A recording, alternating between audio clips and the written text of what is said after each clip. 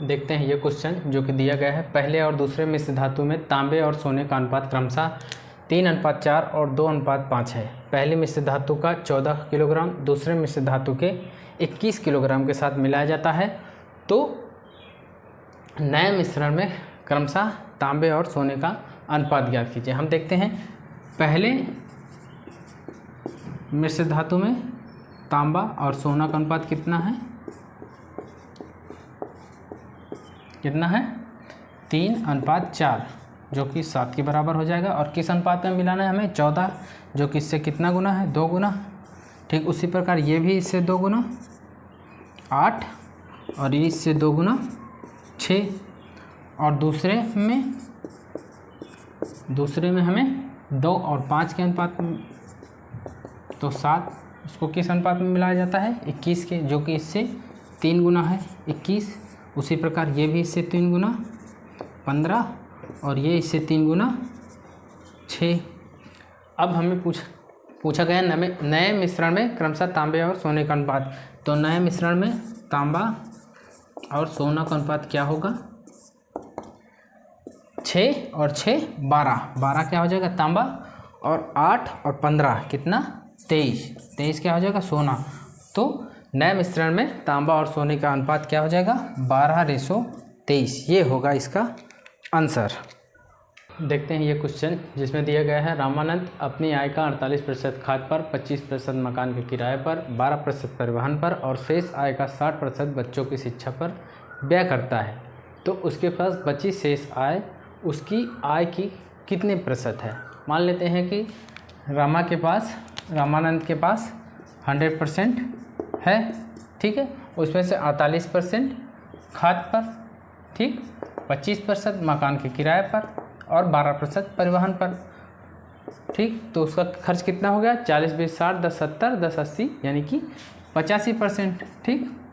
तो 100 में से 85 गया तो हमारे पास कितना बचा, 15%। उसने क्या आगे कहा है कि शेष आय का 60% यानी कि 15 का 60% कितना हो जाएगा, 15 का 60%, 15 छक्का 90 यानी कि 9%, ठीक। 9% उसने किस पे खर्च किया, शिक्षा पर, ठीक। 9% उसने शिक्षा पर खर्च किया, तो बचा कितना 6%। तो हमें क्या पूछा गया है कि बची शेष आय कितनी है 6%। उसकी आय के कितने प्रतिशत, आय कितनी थी 100%, 100% का 6% यानी कि 6% ही हुआ। तो यही हो गया उसका आंसर। हमें दिया गया है 4/2x² + 4x - 2/2 + 4/2x² - 7x + 6/2। हमें इसे सरल करना है। तो देखते हैं कि x² में क्या क्या हमें दिया गया है। तो 4 4 8 8/2x²। और जब हम 4x से -7x घटाएंगे तो हमें मिलेगा -3x।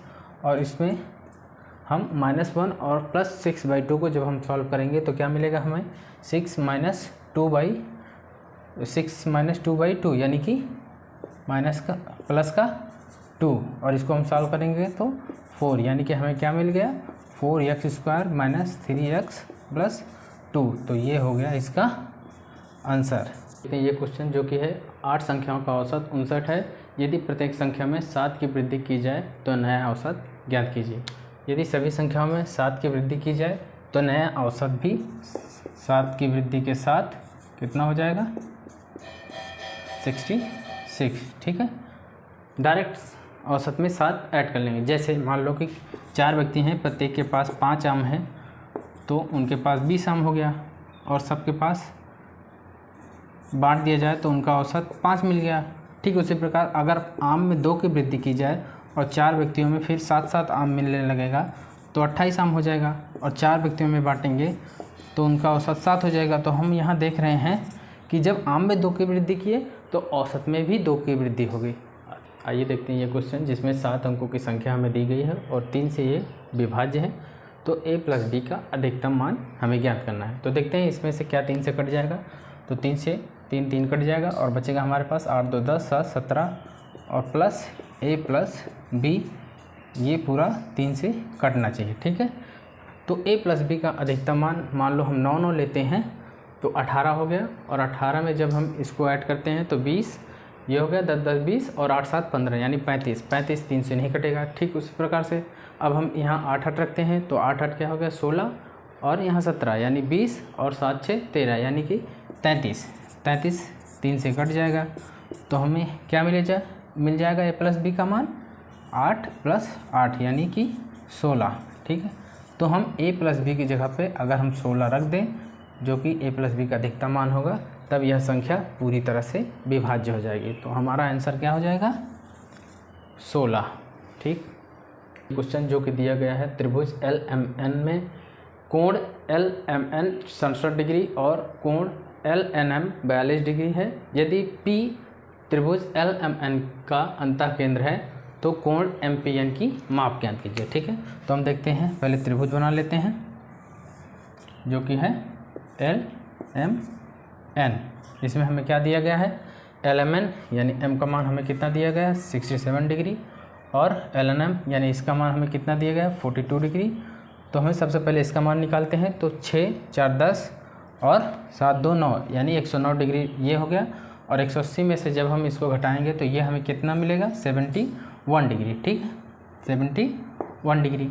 अब हमें क्या करना है, यदि P क्या है इसका इन सेंटर है यानी अंतः केंद्र है। ठीक, तो हमें MPN यानी इसका मान ज्ञात करना है। तो हम यहाँ पर एक सूत्र याद रखते हैं कि जब भी हमें इसका मान ज्ञात करना होगा तब हमें 90 degree plus half angle L, मतलब यहाँ पर जो एंगल होगा जो भी LA या जो भी माना जाएगा L/2। ठीक है, तो हम यहाँ इसका मान रख लेते हैं 90 डिग्री प्लस 71/2 तो क्या हो जाएगा 90 प्लस 35.5। तो इसको हम जब ऐड करेंगे तो क्या आ जाएगा 125.5 डिग्री यानी इसका मान कितना हो जाएगा 125.5 डिग्री। यही होगा इसका आंसर। ठीक, 25 की पावर 3 प्लस माइनस 20 की पावर 3 प्लस माइनस 5 की पावर 3। तो इसका हमें मान ज्ञात करना है। तो हम देखते हैं अगर a plus B plus C का मान अगर 0 हो तब a³ plus b³ plus c³ का मान बराबर हो जाता है 3abc के। यहाँ a 25 है और b -20 है और c -5 है। अब हम इसको ऐड करके देखते हैं तो a प्लस बी प्लस सी क्या हो जाएगा 25 -20 और -5 तो ये क्या हो गया 25 -25 जो कि हमें क्या आ गया 0 के बराबर मिल गया। ठीक, तो यहाँ हमें क्या मिलेगा इसका आंसर 3abc यानी इसको सीधा सीधा हम मल्टीपल कर लेते हैं। 3 a की जगह पे 25 और b की जगह पे -20 और c की जगह पे -5। इसका मल्टीपल करेंगे तो 25 दूनी 50 यानी 500, 5 3 1500, 15 5 7500 यानी कि इसका आंसर हो जाएगा 7500। ठीक है, और इसका हम सूत्र याद रख लेंगे कि a plus B plus C का whole square minus 3ab plus bc plus ca। ठीक, ये बराबर होगा a³ plus b³ plus c³ minus 3abc के। ठीक है, तो इसका आंसर क्या हो जाएगा 7500। x y का मान दिया हुआ है और x की पावर z बराबर है y की पावर 4 के। तो हमें z का निकटतम मान ज्ञात करना है। तो ठीक है, इस पर हम वैल्यू को रख लेते हैं x की पावर z यानी कि 17 की पावर 0.24 इंटू z बराबर है y की पावर 4 को। तो y का मान क्या दिया गया है 17 की पावर 51 इंटू 4। हम देख रहे हैं यहाँ दोनों का बेस बराबर है तो हम बेस को अवॉइड करते हैं, हम पावर को इक्वल कर लेते हैं। ठीक है, तो 0.24 इंटू z इज इक्वल क्या हो गया, दोनों का मल्टीपल करेंगे तो हमें कितना मिलेगा 2.04। तो z की वैल्यू हमें कितना मिल जाएगा 2.04 अपान 20 अपान 0.24। पॉइंट से पॉइंट कट गया। अब इससे हम इसको काट लेते हैं तो 24 को अगर 8 बार हम लेके जाएंगे तो क्या मिलेगा हमें 192।